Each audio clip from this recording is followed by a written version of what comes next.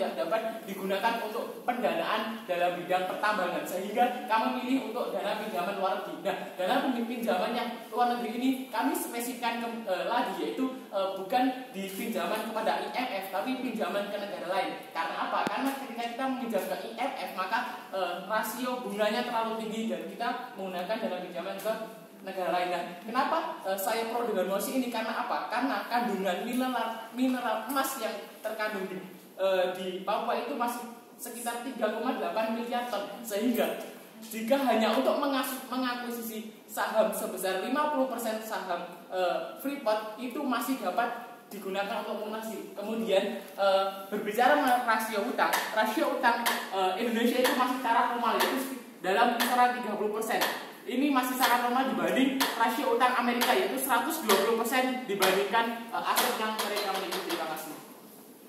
Baik, terima kasih untuk pembicara tim pro yang pertama. Selanjutnya untuk pembicara tim kontra yang pertama, 2 menit saya persilakan.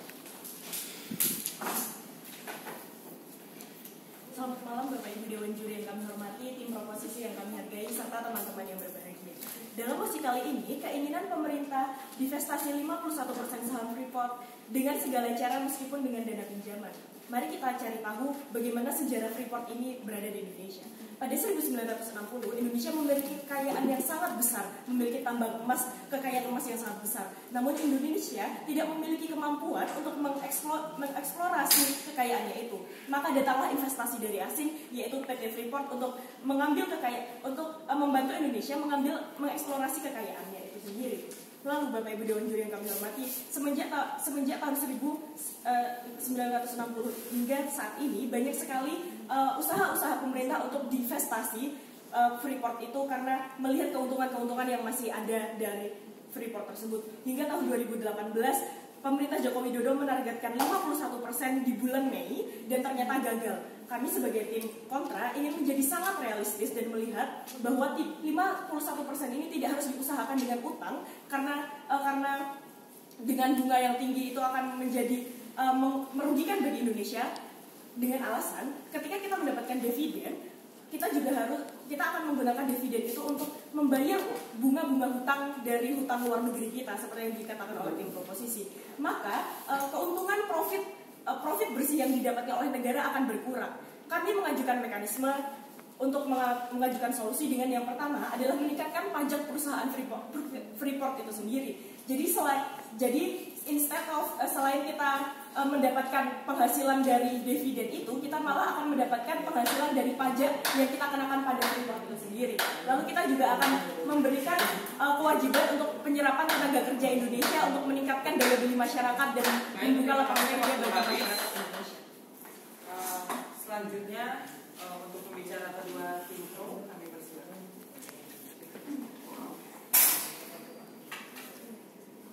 Baik, terima kasih atas kesempatannya. Selamat malam kepada Dewan Juri yang saya hormati. Berantakan berbicara tentang berpikir saya yaitu tim kontra. Sebelumnya saya selaku pembicara kedua, saya akan menyampaikan argumen saya dan juga akan menyanggah argumen dari tim kontra. Sebelumnya saya ingin menyanggah dari pernyataan atau argumen yang telah disampaikan oleh pembicara pertama dari tim kontra. Tadi Anda mengatakan bahwa rasio bunga itu terlalu tinggi. Bisakah Anda mendapatkan data bahwa berapa rasio bunga yang sehingga Anda dapat mengatakan bahwa rasio utang luar negeri itu tinggi? Mohon diberikan datanya. Kemudian tadi Anda mengatakan bahwa tidak perlu adanya pinjaman luar negeri. Lalu ketika Indonesia ingin mendapatkan privat kembali, menurut Anda dari mana Indonesia itu mendapatkan dana sebesar itu untuk mendapatkan privat kembali seperti itu? Kemudian saya ingin menyampaikan argumen saya mengapa kami sebagai tim pro itu sangat setuju dengan mosi kali ini, yaitu keinginan pemerintah divestasi 51% saham Freeport dengan segala cara meskipun dengan dana pinjaman. Menurut kami, dana pinjaman yang didapat oleh pemerintah Indonesia dengan meminjam ke luar negeri itu nantinya akan mudah dibayarkan oleh negara Indonesia sendiri. Baik, saya akan menyampaikan data terlebih dahulu. Di sini total 51% saham privat yang akan dibeli Indonesia itu adalah senilai 107 triliun rupiah. Kemudian sekarang total uangnya dibeli BUMN itu adalah sekitar 58 triliun rupiah. Sehingga ketika kita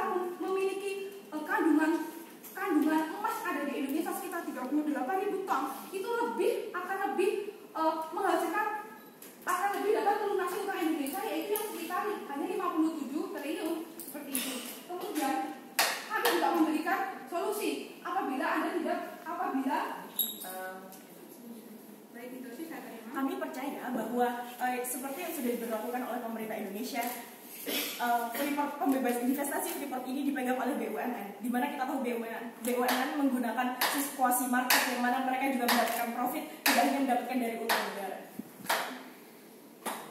Baik, sebelumnya saya mengajukan dulu argumen saya. Kami sama setuju dengan mosi ini karena apa? Karena jika kita membeli privat itu kembali, mengapa? Karena investasi itu bukan hanya kita dapat dari uang, tapi juga dari dalam negeri itu sendiri. Ketika Indonesia itu sudah memegang privat, maka investasi itu bukan hanya datang dari luar, tapi juga dari dalam negeri. Sehingga perputaran uang itu terjadi di dalam negeri dan mampu mendongkrak pertumbuhan ekonomi yang ada di Indonesia. Seperti itu. Kemudian saya memberikan solusi apabila kita ingin membeli privat itu dengan harga yang terjangkau, yaitu dengan menggunakan metode replacement cost. Yaitu ketika kita menggunakan metode replacement cost untuk membeli privat kembali, kita hanya membutuhkan dana sekitar 51% sahamnya itu dengan harga 40 triliun, sehingga harganya itu lebih rendah dibandingkan kita menggunakan tadi yang saya tawarkan tadi yaitu 107 triliun. Sehingga saya memberikan solusi bahwa ketika kita ingin membeli atau mendisvestasi privat, kita dapat menggunakan metode ini, sehingga itu dapat memberikan kemudahan pada pemerintah untuk melunasi utang pinjaman ke luar negeri seperti itu. Kemudian tadi ada yang mengatakan bahwa proyek privat itu gagal. Menurut saya pernyataan gagal adalah salah. Karena menurut data yang saya baca, menurut Luhut Binsar Panjaitan itu diproyeksikan bahwa divestasi 51% saham di privat itu pada tahun 2019 ditafsirkan akan segera selesai. Terima kasih. Terima kasih kepada pembicara pro yang kedua. Selanjutnya saya persilakan kepada pembicara kontra yang kedua. 4 menit saya mulai dari sekarang. Dewan juri yang terhormat, izinkan kami memberikan klarifikasi terkait bagaimana pihak pro tidak mengungkapkan alasan eksklusif alasan mereka mengapa 51% itu tersebut harus dimiliki private sector di Indonesia. Pertama, kami ingin mencoba menjelaskan bahwasannya ketika private sector ini dimiliki Indonesia, secara otomatis rakyat Indonesia akan juga berpartisipasi untuk menjadi tenaga kerja di sana. Lalu selain itu juga aset-aset dan kebijakan yang dikeluarkan pemerintah berhak mengeluarkan kebijakan-kebijakan karena pemerintah memiliki separuh lebih dari setengah dari aset yang dimiliki yang ada di privat tersebut, sehingga pemerintah memiliki hak untuk menderegulasi yang ada di privat tersebut. Namun sayangnya Dewan Juri yang terhormat, kami memiliki solusi yang lebih baik, yakni adalah dengan cara memberikan kontrol dari dalam kebijakan perusahaan tersebut melalui dengan cara memberikan pajak setinggi-tingginya untuk Freeport tersebut. Jadi Freeport kami beranggapan bahwasanya Freeport ini adalah bagian dari investor di Indonesia, sehingga seperti investor-investor lain yang ada di Indonesia, Freeport juga harus menaati regulasi-regulasi yang ada di Indonesia. Tenaga kerja yang ada di Freeport juga harus menggunakan mayoritas tenaga kerja dari Indonesia. Kemudian pajak setinggi-tingginya untuk kemudian dapat menambah income ke Indonesia dan mendongkrak APBN dan lain sebagainya. Dan kemudian selain itu Freeport juga harus memberikan corporate social responsibility, yang mana ini akan membantu masyarakat Indonesia juga. Dan selain itu yang terpenting adalah yang tidak dimiliki orang Indonesia sejak 40 tahun lalu. Mengapa Freeport ada di sana sejak 1960? Adalah karena Indonesia tidak dapat mengelola aset itu dengan baik, karena Indonesia tidak memiliki teknologi yang benar-benar canggih, sehingga advanced research yang benar-benar berharga adalah sesuatu hal yang hanya dimiliki oleh Freeport itu sendiri, laboratory, smelter dan lain sebagainya. Silakan. Baik, terima kasih atas kesempatannya.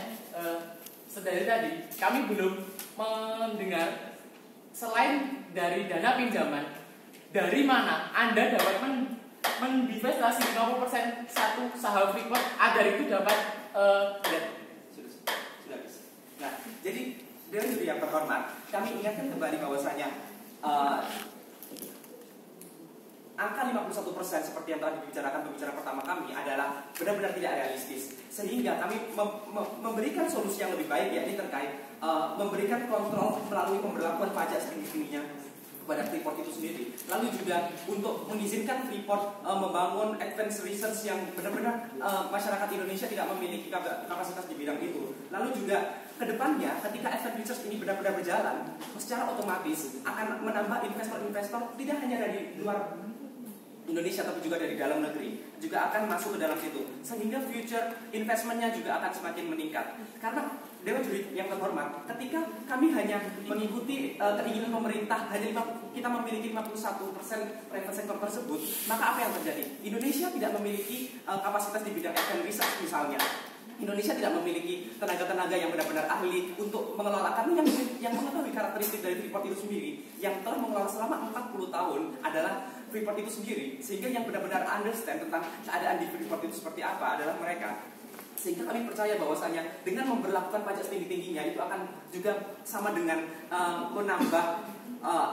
membalikan private sector yang dulunya telah diambil alih oleh Freeport itu sendiri. Lalu Dewan Juri yang terhormat, mereka juga mengatakan bahwasanya kandungan yang masih banyak di dalam Freeport dan lain sebagainya. Kami menganggap bahwasanya ini hanyalah politik dari Freeport itu sendiri, bahwasanya karena mereka sudah mengelolanya itu selama 40 tahun lebih, sehingga itu pasti akan ada banyak sekali aset-aset yang sudah berkurang dari sebelumnya, sehingga Freeport berusaha untuk mengglorifying bahwa aset yang dimiliki Indonesia masih banyak di Freeport itu sendiri. Terima kasih. Baik, terima kasih kepada tim pembicara dari Pro maupun Kontra. Selanjutnya waktu 2 menit akan saya berikan kepada tim info dari tim Pro.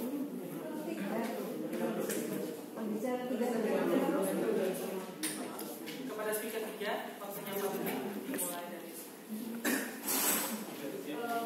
baik, terima kasih atas kesempatannya dan selamat malam kepada Dewan Juri yang terhormat serta rekan-rekan kami yang tercinta dan panitia yang saya hormati. Di sini sebelum saya menyampaikan argumen saya akan menyanggah dari pembicara pertama kontra dan pembicara kedua dari kontra. Jadi di sini pembicara pertama kontra menyampaikan bahwa dengan kita tidak melakukan investasi malah akan meningkatkan lapangan pekerjaan. Malah dengan kita ada sebuah data yang menyatakan bahwa perusahaan tambang yang dimiliki oleh pemerintah sendiri yang sebelumnya direncanakan akan menyerap saham Freeport Indonesia. Contohnya saja pada PT Aneka Tambang Tbk ANKM itu sudah bergerak meningkat sebesar 3,4%, dan dengannya adanya perusahaan dari Indonesia, perusahaan tambang dari Indonesia yang semakin banyak dan dibuka, itu malah akan membuka banyaknya lapangan pekerjaan di Indonesia. Demikian Dewan Juri yang terhormat. Kemudian yang kedua, ketika pembicara kedua menyatakan bahwa itu peningkatan ekonomi sebesar 51% itu adalah, maka dari adanya 51% tersebut, investasi sebesar 51% itu malah itu akan menjadi dari teori ekonomi yang menyatakan bahwa Indonesia menjadi pengambil kebijakan tertinggi jika saham yang kita miliki sebesar 51%. Dewan Juri yang terhormat. Kemudian ketika Anda menyatakan bahwa kita tidak perlu tunggu sebentar, saya belum berbicara. Kemudian Anda mengatakan bahwa kita tidak perlu adanya Freeport tersebut, dan Anda padahal kita itu memiliki beberapa tambang emas yang lebih banyak dibandingkan Anda yang menyampaikan kita harus lebih menikmati pajaknya. Yang padahal kita itu dengan adanya investasi tersebut, pendapatan pajak akan meningkat, yang itu merupakan incaran dari pemerintah, incaran utama dari pemerintah. Baik, terima kasih. Pembicara dari tim proposisi menyatakan bahwa pemerintah hanya baru bisa mengambil kebijakan apabila memiliki 51% saham di dalam perusahaan tersebut. Sesungguhnya itu tidak relevan karena pemerintah sebenarnya memiliki otoritas untuk mengatur perusahaan-perusahaan yang ada di dalam negara. Baik, itu dari saya akan menjawab dari pernyataan Anda bahwa itu adalah milik PT. Jadi dari kita sendiri dengan adanya divestasi 51% itu saham malah akan meningkatkan pendapatan pajak kita, dan itu dengan kita mengembalikan 51% saham yang kita beli kembali, itu justru akan meningkatkan pajak kita yang tadi pembicara kontra kedua menyatakan bahwa kita perlu menggadang-gadangkan pajak tersebut, sedangkan Freeport kita tidak perlu memikirkannya. Padahal dengan adanya Freeport itu malah akan meningkatkan pajak. Kemudian saya akan menyampaikan bahwa adanya investasi ini akan menyebabkan perputaran uang di Indonesia yang menyebabkan hasil ekonomi dan PDB akan meningkat. Dan sedangkan kita juga dengan kepemilikan saham yang lebih dominan ini, kita bisa melakukan audit harta kekayaan cadangan emas yang dimana sebelumnya tidak kita miliki sebesar 51% itu, malah kita tidak mampu memiliki data atau tidak mampu melakukan audit cadangan dari cadangan terbukti dari emas itu sendiri berapa jika kita tidak melakukan divestasi itu sendiri. Baik, sekian dari yang saya sampaikan. Terima kasih.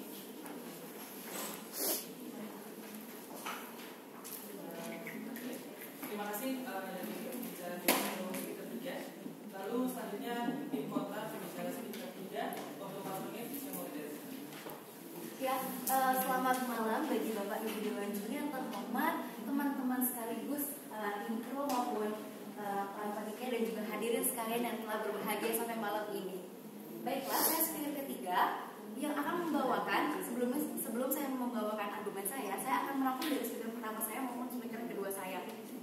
Tadi speaker pertama saya telah menjelaskan bahwasannya yang mana adanya sejarah Freeport ini sejak 1990 ini justru 1960 maksud saya itu telah dipegang oleh asing, telah dialihkan oleh asing. Ini tandanya bahwasanya Indonesia butuh yang namanya investasi asing untuk mengeksplorasi yang ada kandungan mineral. Kita tahu bahwasanya Indonesia mempunyai kekurangan dari pendidikan dan hal ini makanya investasi asing ini membantu sekali bagaimana caranya akhirnya emas-emas yang tadi hanya ditambang ini bisa dibuat kayak gitu untuk dieksplorasi. Kemudian juga di slide kedua saya telah ditekankan bahwasanya tidak perlu pakai dana pinjaman ini kalau terburu-buru. Lagi-lagi pemerintah terlalu ambisius, terlalu terburu-buru karena kita tahu bahwasanya apalagi ini di zaman yang pilkada ini menunjukkan bahwasanya kekuasaan harus lebih baik. Ini yang menjadi sebuah politik kekuasaan yang mana lebih baik pemerintah lebih bertahan dahulu, lebih sabar dahulu, yang mana sebaiknya Freeport ini diberlakukan layaknya investor pada perusahaan-perusahaan seperti asing biasa. Nantinya ada kontrol dari dalam perusahaan tersebut yang nanti pemerintah juga bisa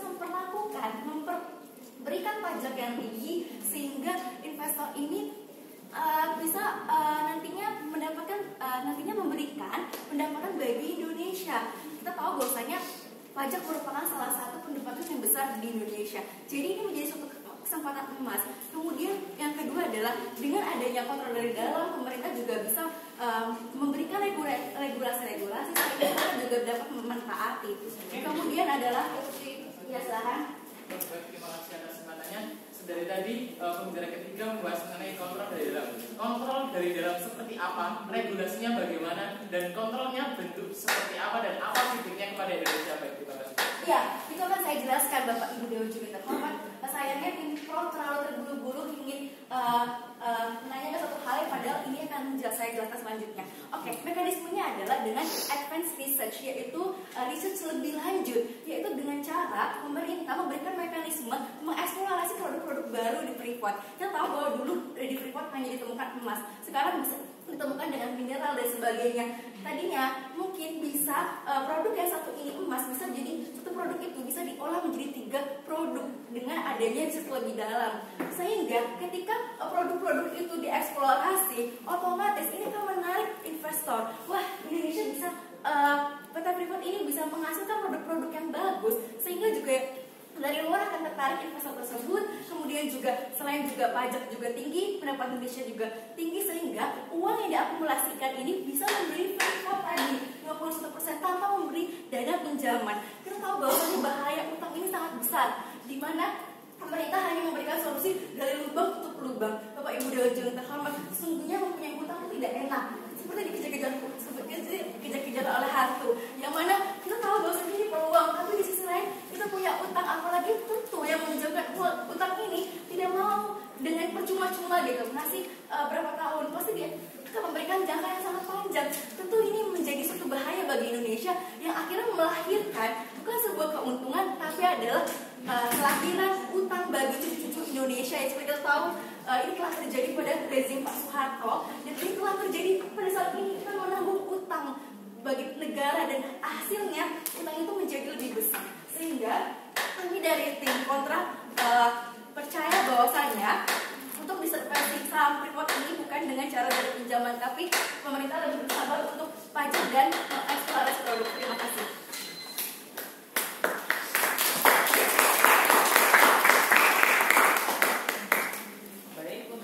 selanjutnya kami beri kesempatan kepada penyimpul dari tim pro. 2 menit saya persilakan. Baik, terima kasih atas kesempatannya. Di sini saya akan menyimpulkan dari perdebatan dari segi pro. Kenapa kami dari pro? Dikarenakan yang pertama, argumen saya adalah kandungan emas di Papua itu masih 3,8 miliar ton. Sehingga jika hanya untuk melunasi utang investasi 51% saham itu akan sangat mudah. Kemudian saya juga menawarkan kita mengutang ke luar negeri bukan ke IMF tapi ke negara tetangga. Nah, kenapa tidak IMF? Karena bunganya besar. Kemudian saya ingin membantah statement dari kontra. Dari tadi kontra menyebutkan pajak. Nah, ketika kita hanya menunggu dari pajak sudah diberlakukan dari dulu. Kenapa pajak sudah diberlakukan dari dulu? Kenapa sampai sekarang Freeport belum bisa dibeli? Itu yang pertanyaan saya ingin ajukan kepada tim kontra. Kemudian ketika kita mengetahui regulasi PT, di mana tadi tim kontra menyebutkan bahwa kontrol dari dalam, sedangkan Freeport adalah bentuk PT yang dapat membuat keputusan adalah seseorang yang menjadi saham dominan, di mana ketika pemerintah ingin membuat suatu kebijakan dia harus menjadi pemegang saham dominan dulu. Nah, itu bisa dilakukan dengan kita membeli 51% saham dengan cara berhutang. Kenapa?